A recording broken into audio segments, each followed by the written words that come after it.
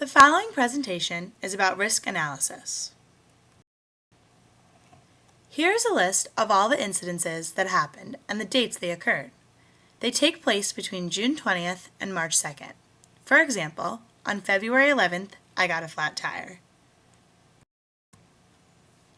The next step is to categorize each incidence by a common relationship. My incidences consisted of three main categories: car, technology, or personal injuries. Then, I deciphered which of my incidences would fit in the particular categories. For instance, on December 28th, I broke my cell phone. This would be a technology issue, so I put 0 under the car column, 1 under the technology column, and 0 under the personal injury section. Once this is done, we can calculate all of the incidences in a specific category. There are 3 incidences under car and 3 in technology and 4 in personal injuries. After categorizing the incidences, you can use this particular formula to calculate the average days between events for incidents in a certain category. You must take the sum of the time between intervals in the category. For example, for the car incidences, I had a fender bender and then a speeding ticket, which took place 155 days later. This is my first interval.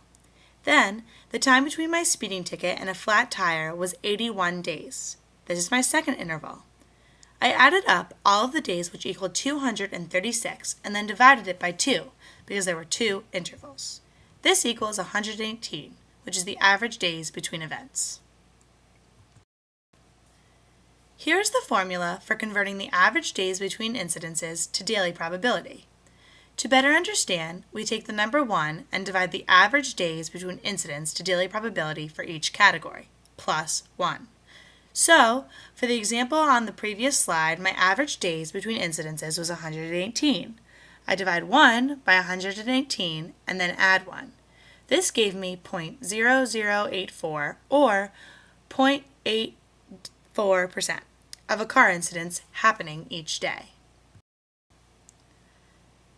This slide shows the rest of my daily rates. You can see that every day I have a 0.84% chance of experiencing a car problem, a 0.13% chance of something concerning technology, and a 0.18% chance of a personal injury occurring.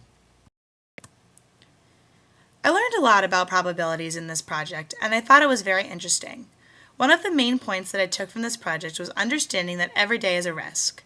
It was interesting to calculate the probabilities and find the exact percentages of when an incident is likely to occur. That is the end of this presentation. Thank you for listening.